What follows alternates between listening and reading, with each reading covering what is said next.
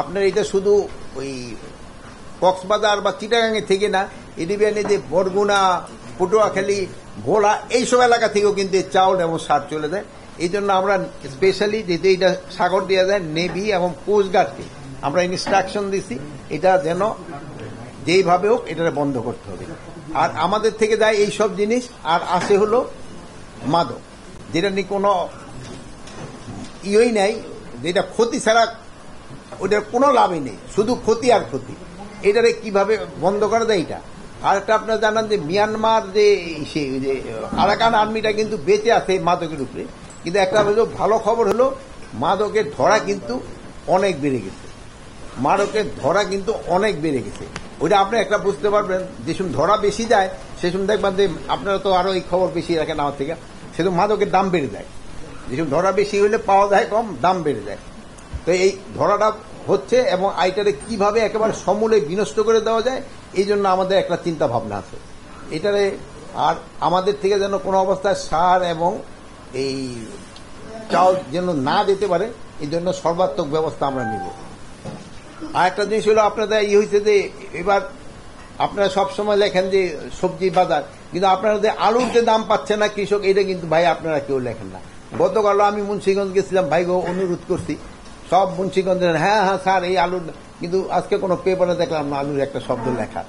তা আপনারা লিখবেন কিনা জানি না ভাই, আমার এলাকার লোকজন এই যখন লেখে নাই কারণ আমি জানি না, তবু আপনারা একটু লেখেন।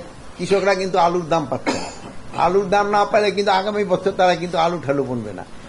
যদি এই যে আইন শৃঙ্খলা আলোচনা হয় না, তারপরে বলি যেহেতু আমি কৃষি মন্ত্রণালয়কে, যদি আগামী বছর আলু যদি তারা চাষাবাদ না করে কিন্তু আবার আলুর দাম বেড়ে যাবে।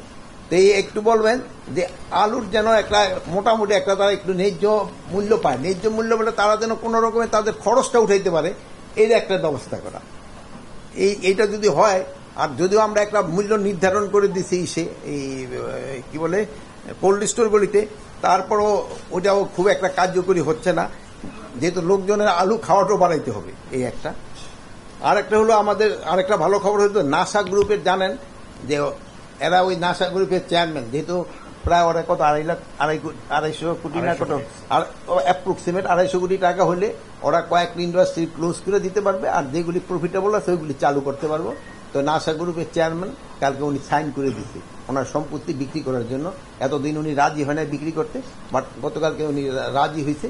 এখন এই সমস্যাটা সমাধান হলে আমাদের শ্রমিক ভাইদের সমস্যাটা সমাধান হবে, শ্রমিক ভাইরা তাদের টাকাটা পেয়ে যাবে এবং তারা অন্য কোনো ইন্ডাস্ট্রিতে গিয়ে জয়েন করতে পারবে, আর যেটা প্রফিটেবল আছে ওই ইন্ডাস্ট্রিগুলি তো চলবে। এইগুলির উপরে সবচেয়ে বেশি আলোচনা হয়েছে। তারপরে ধরেন তো ইলেকশনের ব্যাপার তো একটা সবসময় থাকি, ওই ব্যাপারগুলো আমাদের আলোচনা হয়েছে। এখন যদি আপনাদের যদি কোনো প্রশ্ন থাকে। একটা জিনিস হলো পূজা যখন আসে তখন যে হিন্দু বৌদ্ধ খ্রিস্টান পরিষদ বা পূজা উদযাপন কমিটি তারা সংবাদ সম্মেলন করে।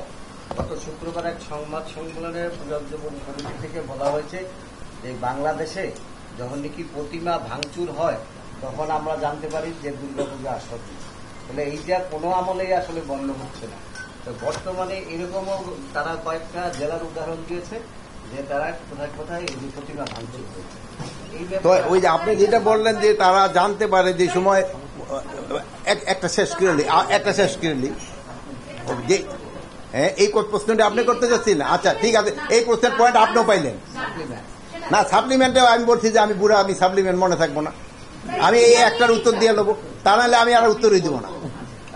ওই যে যেটা বললেন উনি কি বলছে এই তো বুঝলে যখন প্রতিমা ভাঙচুর হয় বাংলাদেশে তখন বোঝা যায় যে দুর্গা পূজা আসন্ন, এতে আমরা বুঝি, এছাড়া বুঝতে পারি। তো ওনাদের আপনি এটা জিজ্ঞেস করলেন না যে প্রতিমা যে সময় বানানো শুরু করেন সেই সময় না আপনারা বুঝতে পারেন না কিসের জন্য এটা বানাচ্ছেন, যে পূজা যে শুরু হয়ে গেছে এটা তো প্রতিমা বানানোর সময় ওনার বোঝা যাওয়ার কথা, ভাঙার সময় কিভাবে বুঝলো?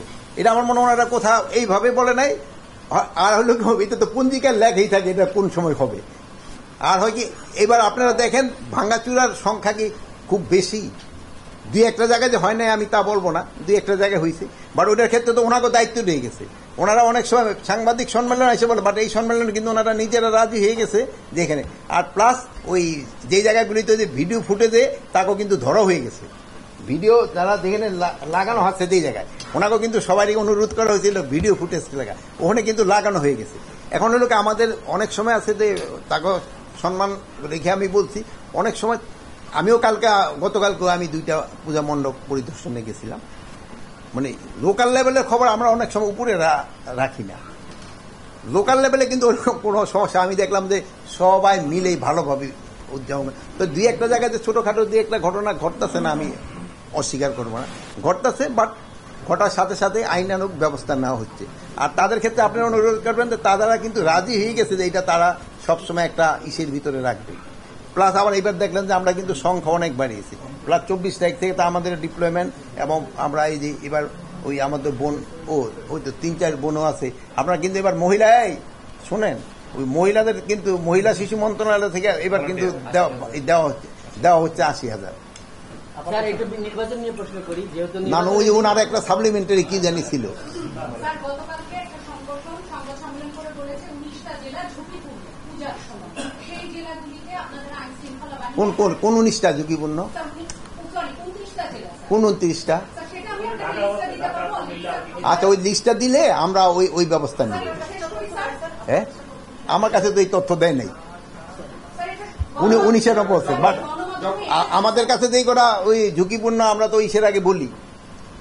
আমাদের শোনা বাংলাদেশে সব জায়গার জন্যই এবার পূজা নির্বিঘ্ন হবে, কোনো জায়গায় কোনো ওরকম ঝুঁকিপূর্ণ নেই। স্যার নির্বাচন নিয়ে প্রশ্ন করি, নির্বাচনের দিকে যেহেতু ওই রামজা মিছিল, সংঘাত সংঘর্ষ, ময়মনসিংহে সাংবাদিকের উপর হামলা হয়েছে, অনেক জায়গায় পুলিশকে নীরবে দাঁড়িয়ে থাকতে দেখা যায় যে তারা ঢোকে না, মানে তারা সংখ্যায় কমে এই ধরনের, এটা নিয়ে প্রশ্ন চলতেছে অনেক। এখন যেহেতু দেশটা হলো আমগো স্বাধীন দেশ, গণমাধ্যমও স্বাধীন, এখন যে সুন্দরভাবে কথা বলতে পারতেছেন, আগে কিন্তু ওই 5 জুলাইয়ের আগে কিন্তু আপনারা এতভাবে কথা বলতে পারেন না। এই জন্য অনেক কথা বলবে। আর প্লাস আপনাদেরকে আমরা বলতে পারি নির্বাচনটা খুব শান্তিপূর্ণভাবে এবং উৎসব মুখর হবে। এখন অনেকে অনেক কথা বলবে, তারপরে তাদের একটা সলিউশনের ভিতরে আসবে। আর ওই নির্বাচন যে সময় আসে আপনি দেখবেন যে ইভেন ইউনিয়ন পরিষদের যে সময় নির্বাচন উপর, সেই সময় ছোটখাটো 2-1টা ঘটনা ঘটে, 2-1টা ঘটনা, বাট আমরা চেষ্টা করতেছি যেন এই ছোটখাটো ঘটনাগুলি না ঘটে।